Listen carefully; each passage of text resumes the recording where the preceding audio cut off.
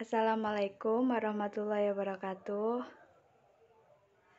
Perkenalkan, nama saya Siska Udi Pratiwi dari jurusan S1 Sosiologi. Waalaikumsalam warahmatullahi. Di sini saya akan menerangkan tentang pelajaran sosiologi, yaitu tentang penyimpangan sosial yang berbasis ke kenakalan remaja. Dan di sini saya membawa murid-murid saya, ada 3 orang. Boleh diperkenalkan? Yang pertama, Mbak Aan. Halo Ibu, perkenalkan nama saya Aan Fianabila. Oke. Dari alumni MAN 4 Denanyar Jombang ya? Iya Bu, saya dari MAN 4 Jombang. Yang kedua, Mbak Afifah. Perkenalkan nama saya Rodatul Afifah, alumni 4 MAN 4 Jombang. Oke, MAN 4 Jombang. Yang ketiga, Mbak Ririn Rinda, boleh diperkenalkan? Halo Mbak Ririn. Selamat malam Bu, perkenalkan saya Ririn Rinda dari MAN 4 Jombang juga. Oke, terima kasih teman-teman anak-anak semuanya. Udah hadir semua ya berarti. Di sini yang pertama itu kita akan mengetahui terlebih dahulu makna dari penyimpangan sosial. Apa sih pengertian dari penyimpangan sosial itu, gitu kan? Ada yang tahu nggak penyimpangan sosial itu apa? Atau ada yang mau bacain? Boleh Mbak Aan untuk dibacakan, kelihatan nggak PPT-nya? Baik Bu, jadi penyimpangan sosial itu merupakan perilaku yang tidak sesuai dengan norma sosial yang ada di masyarakat atau suatu kelompok atau aturan yang diinstitusikan, yaitu aturan yang telah disepakati bersama dalam sistem sosial. Oke, baik. Saya bacakan ulang. Penyimpangan sosial yaitu perilaku yang tidak sesuai dengan norma sosial yang ada di masyarakat atau suatu kelompok atau aturan yang diinstitusikan, yaitu aturan yang telah disepakati bersama dalam sistem sosial. Lalu yang kedua, penyimpangan itu dibagi menjadi 2 bentuk, yaitu penyimpangan primer dan penyimpangan sekunder. Di sini saya akan membacakan pengertian penyimpangan primer. Penyimpangan primer itu adalah penyimpangan yang dilakukan seseorang, akan tetapi si pelaku masih dapat diterima masyarakat. Ciri-ciri penyimpangan ini bersifat temporer atau sementara, tidak dilakukan secara berulang-ulang, dan masih dapat ditolerir oleh masyarakat. Nah, contohnya dari penyimpangan primer ini yaitu menunggak iuran listrik atau telepon, melanggar rambu-rambu lalu lintas, ngebut di jalan. Itu adalah contoh-contoh dari penyimpangan primer. Lalu yang kedua, penyimpangan sekunder. Di sini pengertian penyimpangan sekunder yaitu penyimpangan yang termasuk penyimpangan berat karena tindakannya sudah tidak bisa ditolerir atau dimaafkan oleh masyarakat. Nah, seperti pemabuk, karena pemabuk juga bisa meresahkan warga sehingga warga sudah tidak bisa mentolerir sehingga bisa diserahkan kepada pihak berwajib, sama dengan pengguna narkoba juga, pembunuhan, pemerkosa, perampok, pejudi, dan pelacuran. Itu termasuk penyimpangan sekunder, penyimpangan yang berat gitu ya. Terus ada faktor-faktor penyimpangan sosial. Yang pertama, longgar tidaknya nilai dan norma. Sosialisasi yang tidak sempurna juga bisa mempengaruhi adanya penyimpangan sosial. Tidak jelas gitu bersosialisasi di lingkungannya tanpa memilah-milah baik buruknya gitu kan. Yang ketiga, sosialisasi subkebudayaan yang menyimpang. Lalu Di sini kita mulai ke kenakalan remaja karena kenakalan remaja juga merupakan salah satu bentuk dari penyimpangan. Di sini kita belajar dari apa sih pengertian dari kenakalan remaja? Oke. Di sini kenakalan remaja adalah suatu perbuatan yang melanggar norma, aturan, atau hukum dalam masyarakat yang dilakukan pada anak usia remaja atau transisi masa anak-anak ke dewasa. Lalu, kenakalan remaja merupakan kumpulan dari berbagai perilaku remaja yang tidak dapat diterima secara sosial hingga terjadi tindakan kriminal. Penyebab kenakalan remaja ada dari faktor eksternal dan faktor internal. Di sini kita mulai membahas yang faktor eksternal terlebih dahulu. Faktor eksternal tuh kayak keluarga, adanya perceraian, broken home gitu, tidak adanya komunikasi antar anggota keluarga, terus adanya pendidikan yang salah dalam keluarga seperti terlalu memanjakan anak, tidak diberikan pendidikan agama, tidak diberikan pendidikan yang benar, lalu teman sebaya, teman sebaya yang kurang baik, lingkungan yang kurang baik, komunitas dan lingkungan kurang baik bisa menyebabkan kenakalan remaja. Lalu yang kedua, faktor eksternal. Faktor eksternal ini yaitu adanya krisis identitas, perubahan biologis dan sosiologis pada diri remaja yang memungkinkan terjadinya dua bentuk integrasi. Yang pertama, terbentuknya perasaan akan konsistensi dalam kehidupannya. Lalu yang kedua, tercapainya identitas peran. Kenakalan remaja terjadi karena remaja gagal mencapai integrasi. Lalu yang kedua, adanya kontrol diri yang lemah, sehingga para remaja tidak bisa mengkondisikan dirinya dan memilih dan memilah lingkungan dan pergaulan yang baik. Lalu ada dampak dari kenakalan remaja. Yang pertama, munculnya perilaku seksual sejak dini, seperti kekerasan rumah tangga, keikutsertaan anak dalam geng yang menyimpang, lalu ada akan merugikan diri sendiri dan di sekitar dan orang sekitar, tingkat pendidikan anak yang rendah, anak muda marah-marah dan berkata kasar dan kotor, dan waktunya akan habis terbuang untuk bermain-main dan bersenang-senang tanpa memikirkan masa depannya. Lalu, bagaimana cara dan mengatasi kenakalan remaja? Yang pertama adalah mengasuh anak yang memasuki usia remaja dapat diibaratkan seperti bermain layang-layang, ditarik, dikekang, dilepas, atau dikendalikan. Orang tua harus memberikan batasan yang jelas mengenai perilaku apa yang benar, bertindak boleh dilakukan anak, meningkatkan kualitas pendidikan bagi anak, dan tercukupinya kebutuhan ekonomi anak. Hal itu bisa cara mencegah dan mengatasi kenakalan remaja pada anak. Oke, lalu kita ke soal-soal ya. Di sini ada 3 soal yang bisa kalian jawab nantinya. Tapi sebelum kalian menjawab, aku kasih waktu 15 detik ya kurang lebih untuk kalian jawab. Ya anak-anak. Halo? Iya, Bu. Ya, ini ya soalnya nomor 1 kelihatan.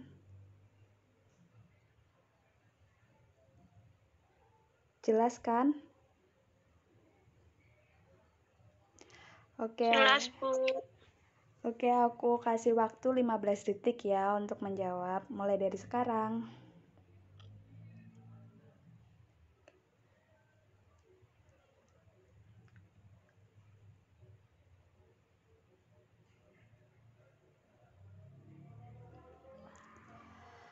Oke, ada yang tahu nggak jawabannya apa?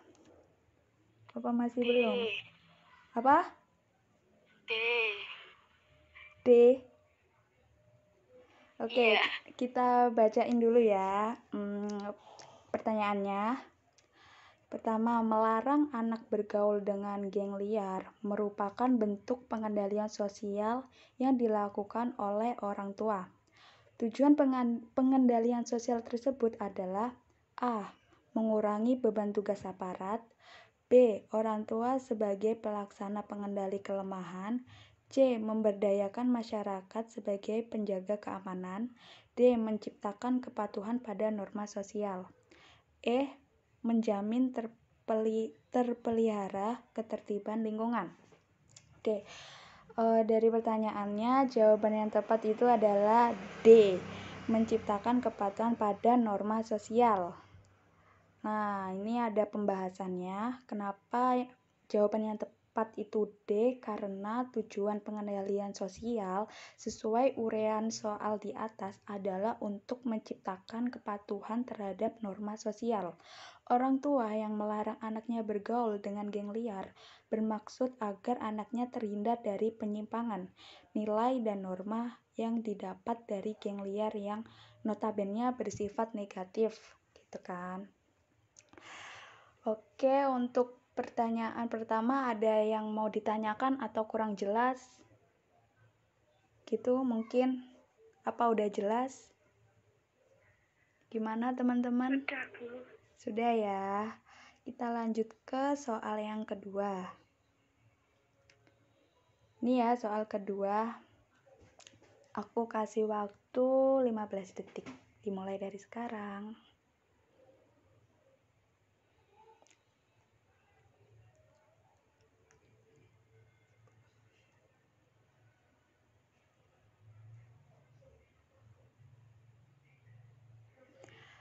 Oke, ada yang udah tahu jawabannya apa? Ada yang tahu? Bu. D. Oke, kita baca ya soalnya sama-sama. Nomor 2, seseorang yang berperilaku menyimpang bisa sengaja melakukan penyimpangan secara sadar karena mengikuti tren perilaku menyimpang. Tindakan tersebut menunjukkan faktor penyebab seseorang melakukan penyimpangan sosial, yaitu A. Mental tidak sehat, B. Keterbatasan ekonomi, C. Pelampiasan rasa kecewa, D. Proses belajar menyimpang, E. Ketidaksanggupan menyerap norma. Dari pertanyaan di atas, jawaban yang tepat adalah D. Benar sekali.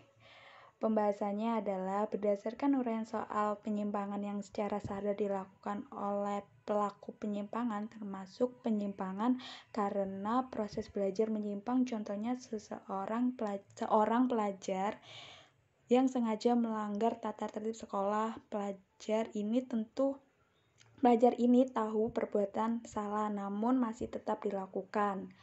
Ya, padahal tata tertib kan harusnya ditaati, tapi pelajar ini melanggar padahal dia udah tahu bahwa ini hal yang buruk tapi tetap dilakukan. Hal ini disebut dengan proses belajar yang menyimpang, gitu kan. Oke, untuk soal yang terakhir bisa dijawab. Ini ya soalnya. Bisa dijawab dari sekarang.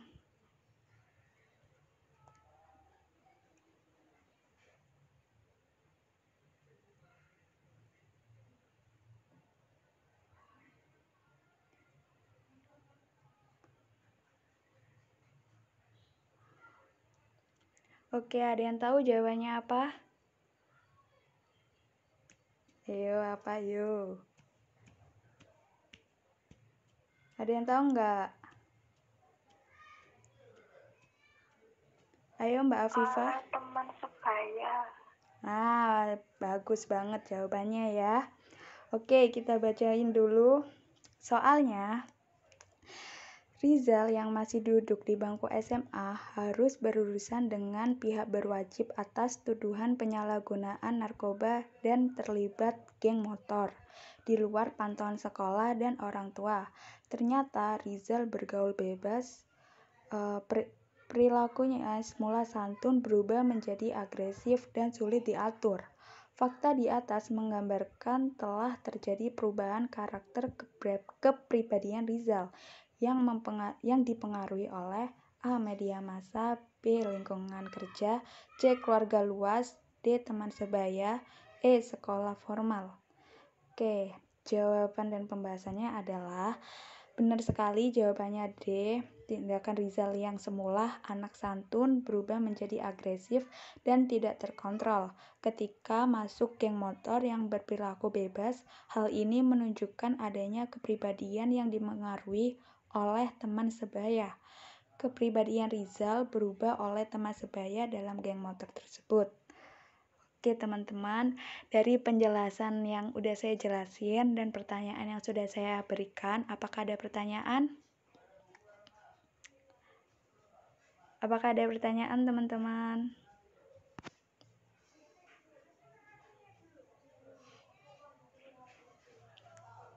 Apakah sudah cukup? Sudah cukup jelas ya? Kalau sudah cukup jelas dan tidak ada pertanyaan, saya akhiri saja, saya tutup. Terima kasih atas partisipasi dan kehadiran rekan-rekan semuanya. Terima kasih banyak dan saya Siska Dwi Pratiwi undur diri. Wassalamualaikum warahmatullahi wabarakatuh. Waalaikumsalam warahmatullahi wabarakatuh.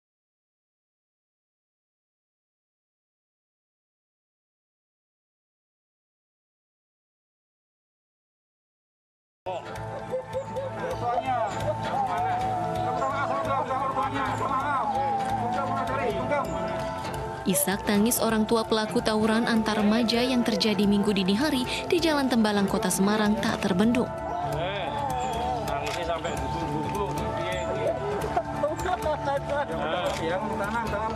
Mapolsek Tembalang memerintahkan para remaja ini untuk sungkem di kaki orang tuanya masing-masing sebagai tanda penyesalan. Polisi sengaja mendatangkan para orang tua pelaku sebagai langkah pembinaan sekaligus memberikan efek jerah.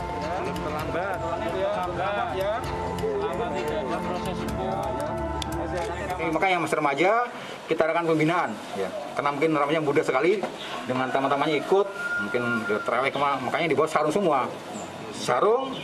Tapi ada isinya, ada isi mungkin ya. Nanti kita lihat, nanti kita buka ya. Dibuka kemudian.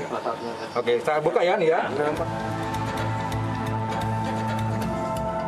Selain mengamankan 9 pelaku, polisi juga menyita 5 buah sarung yang berisi batu dan pecahan kaca, 1 ikat pinggang, serta 2 unit sepeda motor yang ditinggal pemiliknya di lokasi tawuran. Dari Semarang, Jawa Tengah, Kristadi, iNews melaporkan.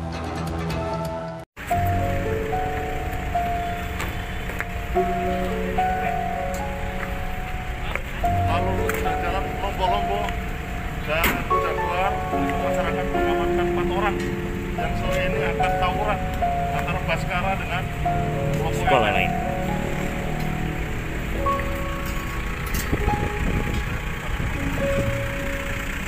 Nah, untuk video contoh kasus yang sudah saya tampilkan di sini ada beberapa dampak negatif dari tawuran antar pelajar gitu.